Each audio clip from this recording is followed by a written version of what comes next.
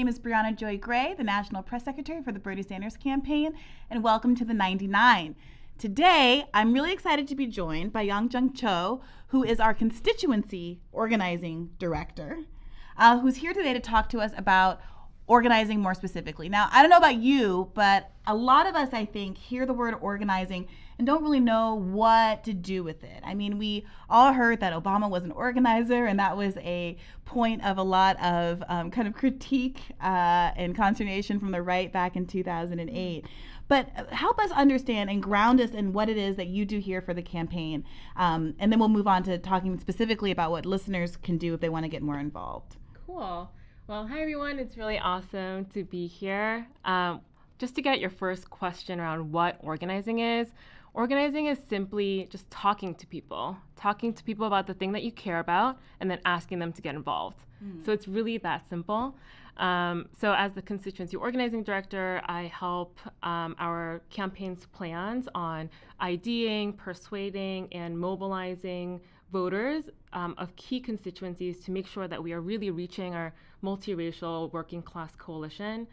And one of those big constituency groups is students, which is something I'm really excited to talk about today. Okay, so it's almost August. I can't believe it, which means that for a lot of folks, they're going to be heading back to school. So what do you have in mind? What do you have planned to help young people who are heading back to college use the context that they're in college to help get people to the polls and involved in next year's election? So we just announced our Students for Bernie Summer School, and it's going to be really exciting. It's a fun, intensive 2-week training program, and I mean, I think it'd be great if I could just take a step back to just talk about the importance of training and what we believe in the campaign. So, our campaign's ethos is not me, us. That we're not going to win this election just because of Bernie, but because of an entire movement of people who are doing the work to make this happen. It's going to take work from all of us to do that. And so we need training and tools and resources in order to do that well. If we are really serious about winning, then we need to take training seriously. And I think, to bring in the Republican Party, the right, the billionaire class, they have tools too. They have millions, billions of dollars. They have Fox News and other outlets that are training their base on what to say. So it's really important that we are also training our base and our core supporters and beyond to also take training seriously, and as a campaign, give everybody the tools that they need to be successful so that we can win. Yeah, I think that's such an interesting point, because I have noticed when I engage with people from across the aisle, I often hear a uniformity of message that I don't necessarily get from people on the left. And I have some theories as to why that is, whether because we tend to live in more concentrated urban centers, we have a more concentrated bubble, or we don't feel like we have to defend our views as often. I don't know what it is, or whether it is the fact that there is so much money behind Republican messaging efforts through Fox News and PragerU videos. And we had an episode of the podcast recently where we talked about the online battles on YouTube, et cetera, and how the right does so much more, invests so much more in straight up kind of propaganda, and the left kind of has ceded that ground, which is why we have shows like the 99 and podcasts like Hear the Burn. But can you help walk us through, what do we learn? If one were to sign up, and Mia, I don't know if you want to throw up, I have the sign up page for Students for Bernie Summer School. If people were to enroll here, when people do enroll here, what can they expect from this program? So we're going to train students on the really brass tacks critical organizing skills that you need to organize your campus, but also these are skills that are going to be transferable to any kind of social movement work that they are interested in doing in the long term. And that's the kind of investment that we need to be making on the left, or as people. We need to be investing in training to make sure that we are going to be continuing to push in the long haul, because even if we elect Bernie, we need to be mobilized and stay mobilized and organized to make sure that we are going to truly transform the country. So what do I learn from this class? Okay. So there are 6 lessons and 3 assignments as part of the program. And if you complete all of the assignments, then you get mailed a swag pack. Okay, there's our incentive. So for anybody who was like, tuning out, not entirely understanding why they were going to voluntarily sign up for summer school, the swag bag is a really important incentive, as if electing Bernie Sanders and liberating ourselves from a oppressive status quo wasn't enough. Can you show us some of the pieces of swag we have over there today? Okay, so today, this is the swag that we have. Look at some new Bernie shirts. This is really exciting. I really like the white ones. Yes. We have a series of buttons. Buttons and stickers. I will just say that I get really excited about training, but this is an added bonus for sure. So you've mentioned that during these classes you learn about how to persuade people, and this has been a really interesting subject for me that I wrote about a lot in my previous life, because there are a lot of like contradictory theories out there about who you should be targeting, who's worth talking to, and how to actually persuade them. So can you give us some insights into what techniques one might learn in this summer class? Yes. So persuasion is definitely going to be one of the lessons that we cover, in addition to, how to get a lot of people to come to your events, how to make sure that you're having the most effective conversations or the most effective tactics, like going door to door in your dorm and going table by table in your cafeteria. But on the topic of persuasion, we are really training our volunteers, students, and all of our volunteers to tell their personal story, because studies show that when 2 people enter an argument, they're more likely to come out committed to the prior beliefs they had before. And so we need to be building shared ground, so sharing our values for why we support Bernie and why our personal experiences have led to us supporting Bernie and organizing for Bernie is really important to persuade. And I'll also say there's still a lot of time until the primaries and caucuses.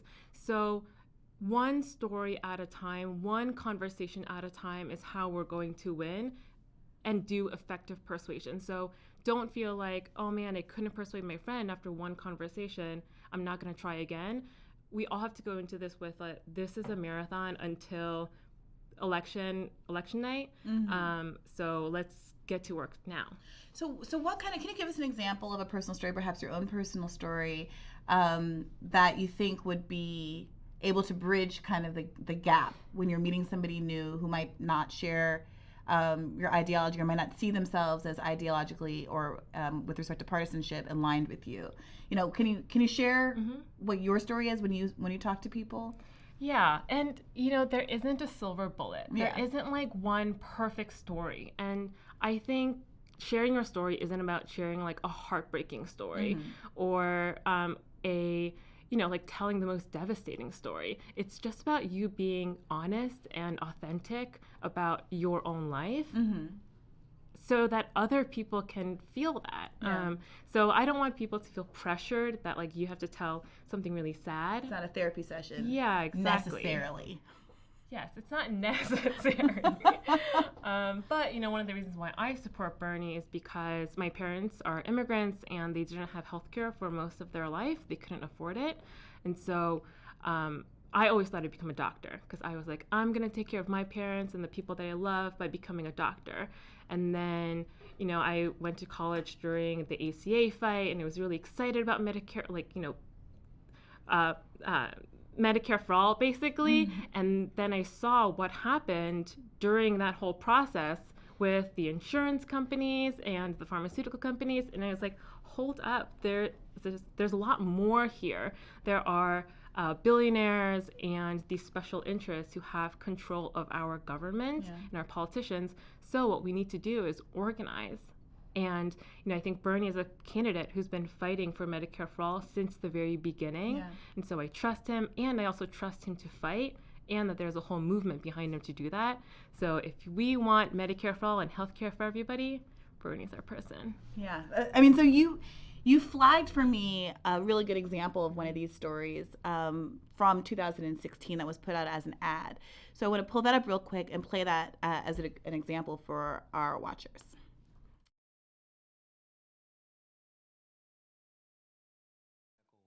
My mother was told that she had to leave because she could not bring a black child into that neighborhood. So she left, and she tried to make a way for herself and her child on the south side. We lived in extreme poverty.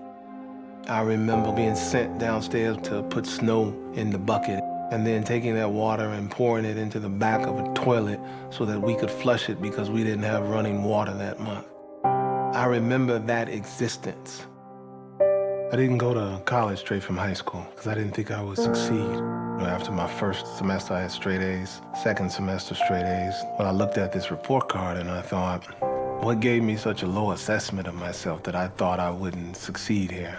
And I decided then and there that I was going to be a teacher so that any kid who came through my classroom would not walk away from my classroom not understanding his or her potential the way I did. I saw that photograph of Bernie Sanders chained to a black woman protesting segregation in the 1960s. That photograph tells me more about his willingness to fight for the rights of all people than anything any politician has ever said. Being able to have a college education transformed my view of what I could be in this world. It shouldn't just be a small group of people who get access to that kind of experience. Every American, regardless of their income, should have access to a college education. These things are possible. The impossible is possible. And that's one of the reasons that I love Bernie Sanders. He sees an America that's beyond the current limitations that we have. He sees an America that I see where there's hope, where things you thought could never be done can be done. That is why I support Bernie Sanders. I'm Bernie Sanders, and I approve this message. You know, what's kind of interesting to me about listening to that is a lot of that resonates with me, right? Part of why I was not just, someone who liked Bernie Sanders in 2016, but who was inspired to start writing about the progressive movement and then to join this campaign is because it does feel really different when you have a candidate who is saying that the impossible, what has been characterized as impossible, is possible. But something else that is true is that when I talk to people in the real world, I was traveling in Detroit and I bumped into somebody earlier this week who said this. He said, it all just seems too good to be true. Have you encountered that when you have been calling folks who say this is just pie in the sky and, how could this be? And do you have any thoughts about, how to reply to that? Yeah, I think my response is just, this campaign believes in building a movement in order to make the things that we talk about possible. So if you don't believe it's going to happen, part of that is because we need to do the work in order to make that happen. Yeah. And so if people are excited about the vision of the country that we want and the society that we want, then we need to organize to make that happen. Yeah. I wanna read some of your guys' comments back, and please do let us know if you have a story that you want to share or you have particular techniques that you feel like have been effective for you.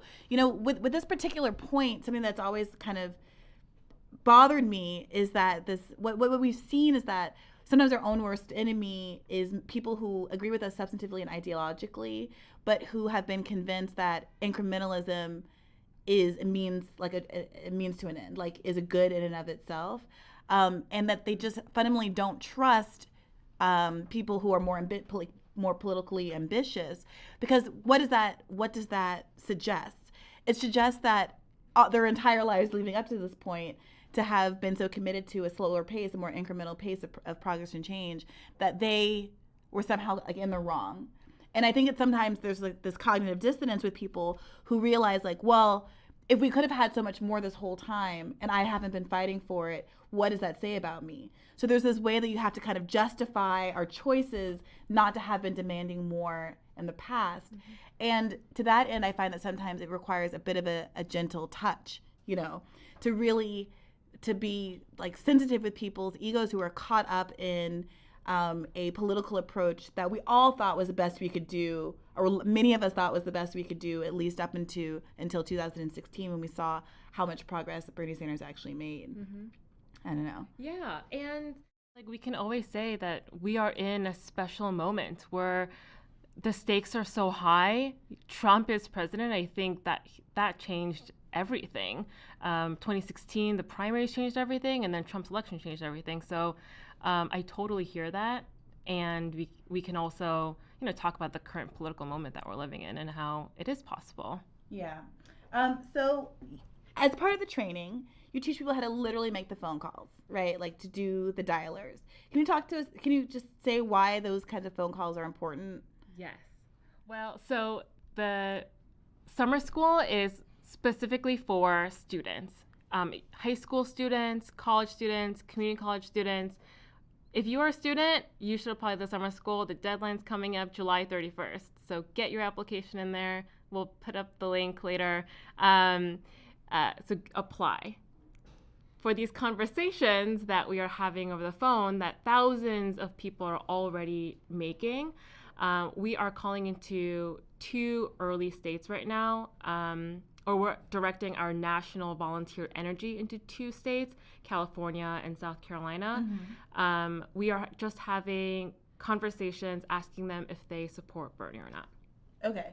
So I confess that I'm someone who's never actually done the dialing, despite having good intentions to do so. And I gotta say, I think a lot of people probably have some anxiety about what is involved, what they're gonna say. So help us out, like, how do you prepare us to be able to do those calls? Making calls is super easy, and we're gonna give you all the training that you need. Our national team will give you everything that you need to make this really fun and easy for you. We have 3 tips for you whenever you're making calls. The first is to smile while you dial. People can really hear your smile when you're on the phone.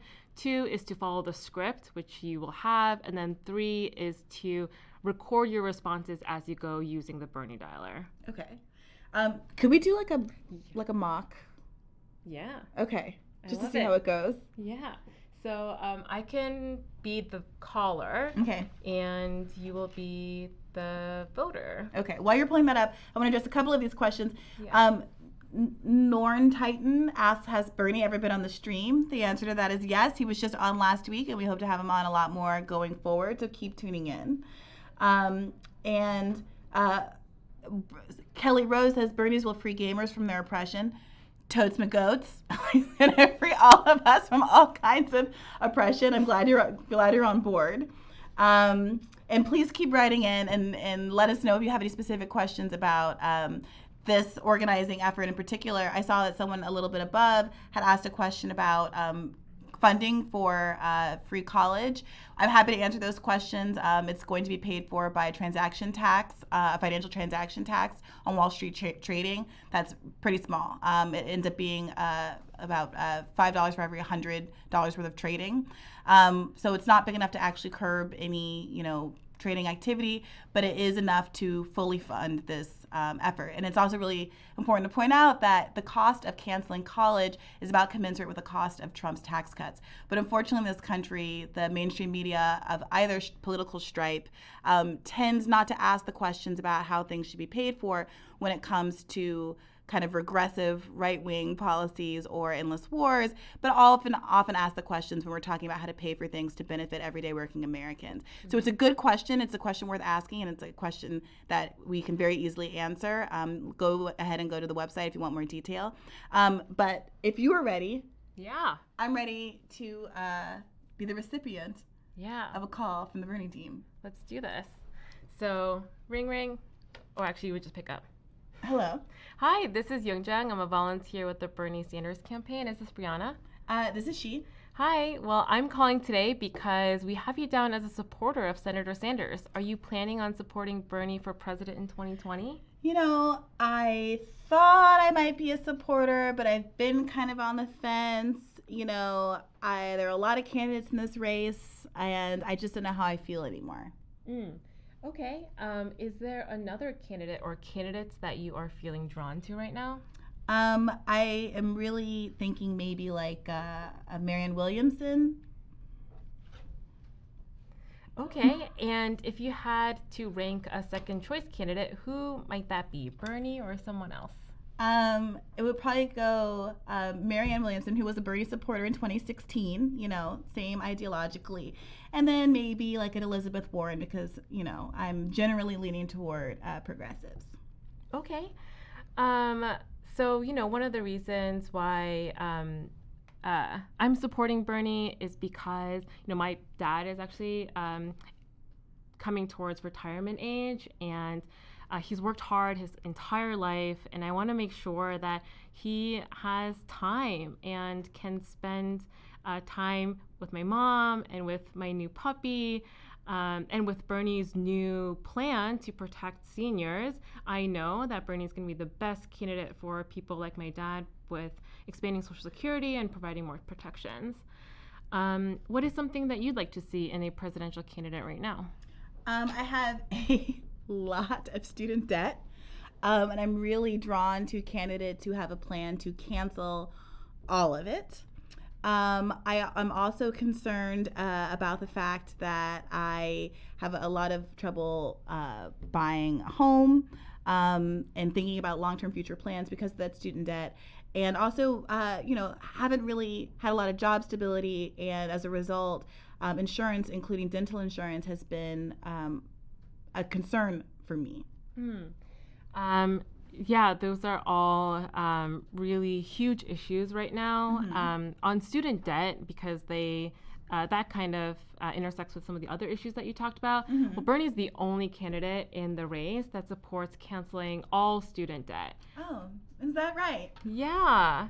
So knowing this, can we count on your vote for Bernie on March 3rd? I don't know how realistic it is for me to say absolutely, but you've definitely given me a lot to think about. Okay, awesome. I understand. Thanks for sharing that with me, and I appreciate your time. Have a good day. Thank you. Okay, so realistically speaking, though, how often do people just say I'm busy and hang up, or say, I hate Bernie Sanders and kind of put out some of the mythology that you hear a lot. Oh, he didn't do enough to campaign for Clinton despite doing more events than she did for herself, or the kinds of things that people say. I mean, how do you deal with that kind of more combative caller? Well, so you will get some of that. That won't be the majority of your calls. That would be pretty rare right now at this stage. So I think if you go into it with a really open mind and be really excited, that will keep you going. And I mean, I think you can also expect that you will get some of that, but don't let that discourage you. When you have a conversation like the one that we just had, that is going to make up for 10 negative experiences that you had, and will keep you going again and again. Okay, so we had someone ask the question about the link to schedule your dialer shifts.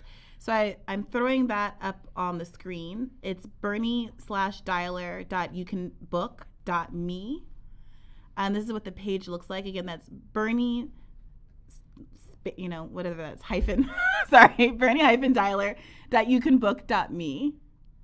And you can schedule a time to make calls. Yes. And I'll also go back to the link for where you sign up for the summer school. And for people, I don't know if we were really clear about what the summer school entails. It's 6 1-hour video sessions, and so you view the sessions remotely, online, and 4 of them you watch live, and 2 of them you can watch whenever you want. Yeah. Okay. And again, at the end of watching all 6 of these sessions, not only are you a pro organizer, but you get a swag pack. Some of you were asking about what and who the special guest is. Yes. Are we ready? Wait, are we ready? Are we ready to embrace a special guest? Okay, hold on. Wait, can I just do a couple of reminders? Okay. So again, if you are a student or if you know a student, your child, your grandchild, your niece, nephew, your brother or sister, sibling, you should apply to the Students for Bernie Summer School if they're fired up about organizing for Bernie on their campus. The deadline again is on July 31st, so that's next Wednesday. Yes, next Wednesday. And it's a really short application that you can apply to.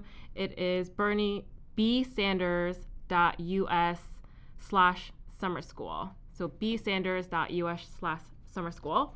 And then again, the most important thing that you can be doing right now, if you are not a student, is to make phone calls for Bernie into South Carolina and California. So sign up for a shift. Shifts are 1 hour long. So you should definitely do it. Will you do it? 100%. I'm convinced. Like, I'm gonna say I had some like trepidation about what it means to do it, but like, I'm being a part of the campaign and being here with people who are doing this work every day really changes my perspective on it. So I do want to answer some more questions. We had Brandon Abbott from YouTube writing to ask, what should we do if we encounter someone who is passionately against socialist things during canvassing, or people who insist on cutting immigration? Do you have thoughts? Yeah, if you encounter someone who is really rude or makes you feel unsafe, you can definitely walk away. Mm-hmm. But what if they're just like, Bernie Sanders is a socialist, I don't believe in socialism, that kind of a thing. Because I have found, if I don't use words like socialism, I sat next to a middle-aged libertarian on a plane after a reporting trip last year, who I basically fully got to agree with worker control of businesses, and like basically walked him down like kind of basic Marxist theory, and he completely was on board as long as I didn't use those words, right? Because I used kind of like fairness and dignity language. We're not anti-business, we're not anti-corporation per se, but we just want the products of that corporation, the profits of that the labor to actually be distributed to the people who are doing the labor, for the reasons that I think are very intuitive to people. So, what do you do in a kind of a shorter period of time where you're not stuck next to someone on a flight for 3 hours? How do you deal with someone who's just like, well, Bernie Sanders is a socialist? Well, again, I would just bring it back to your personal story. And in the scripts that the organizing team will prepare for anyone who goes canvassing or phone banking, we have scripts written for you, and we won't use the words socialism in it, because we want to be really clear when we explain the things that we're fighting for and talking about. And so share your story. Salty Doggy says, I asked a coworker if she has heard of Medicare for All, and she was like, that sounds nice, but I don't believe in socialism. I'm like, grr. Like, yeah, same. But I think that's one of those moments. To your point, when I was on the plane with that guy, we started talking because he had one kid a year older than me and one kid a year younger than me. And then we started talking about college debt. And he was like, I'm rich, so my kids don't have any college debt, but my daughter married a guy who has a lot of school debt, and it has impacted their ability to buy a house and move forward in their life. And he's like, well, I had to pay it off, but like I could see how he was struggling before I came along. And I was like, yeah, it's a bummer. Mm-hmm. So let's talk about, how to resolve those kinds of things, and talking about like personalizing it and not just starting with a political kind of whack you over the head with ideology. Really did open the door and made it a very productive conversation. Yeah. I will also say that the vast majority of people agree with us. The vast majority of people support Medicare for All. The vast majority of people support free college. The vast majority of people support student debt cancellation, all of that. Yeah. So don't be scared. People agree with us. Yeah. Do you think that pointing out statistics in that way moves the needle in these conversations? Saying a majority of Republicans actually support Medicare for All. 72% of all Americans, or whatever the stat is at the moment. I think that's mobilizing for our volunteers, but when you're talking to a voter, just starting off with your personal story, I think, is going to be the most effective. Okay. So, are we ready? It's our special guest. Would you like to introduce him? Yes. His name is Mr. Bunners. He is the ¡1 Bernie Sanders supporter. Oh my gosh. This is the things we do for you, internet. Here, we're gonna have. Want to say hi? Oh my gosh, I do want to say hi. Are there like tips for how to hold a bunny? Yes, you have to hold his butt. Okay. Should I go under this way? Okay. Hi, mister. Okay. It's okay. You should hold on to his legs. Okay. my gosh. Oh, I'm holding a bunny. I don't want to block it. You can follow Mr. Bunners. Follow Mr. Bunners on Twitter at bunnies for the number 4 Bernie. Yeah, bunnies for Bernie. What kind of following share, the Green New Deal penguin follows Mr. Bunners. Oh my god. There's like a whole network of animals for Bernie. Yes, and reply to Bunnies for Bernie with your fellow pets that support Bernie. Oh my gosh. Maybe we can show it. Maybe we can show we it should next have time. a follow-up episode where we show all of the furry friends of Bernie Sanders and fishes and things with scales. We're not mammal bigots. We're bigots of, hi bunny, hi. Okay, so I was telling you this earlier, but I've held a bunny one other time in my life. I was in the 2nd grade and it was intensely traumatizing. But we all make progress in life, and I feel like this is some growth. Pibbles 2009 asked, where can I get that I Want You to Feel the Burn poster? Oh, that's up there on the set. I didn't even notice that. That's a really good question. Let's follow up, and I will tweet about it when I know the answer. You can see my response at BreeBreeJoy on Twitter. I will 100% follow up with you. And Ben Strauss says, vote for Bernie, go vegan, eat the rich. Do you like that? We should eat the rich in that. Mr. Bunners is vegan. But also smash that donate button for Mr. Bunners. Please do. Please Who loves do. Mr. Bunners? Smash that button. Smash that button. Smash that button. So the way we are able to keep talking about issues that matter to working people in this country is because we, of course, are independently funded and we don't take money from millionaires and billionaires that have been ruining this country. So even if it's just $1, $3, $27, whatever you can spare, go ahead and smash that button because it really does help us to be able to continue to bring you corporate-free content of this kind. Thank you again for tuning in. Let us know if you have any further questions. I'll be around on Twitter for a little bit. And see you next time on the 99.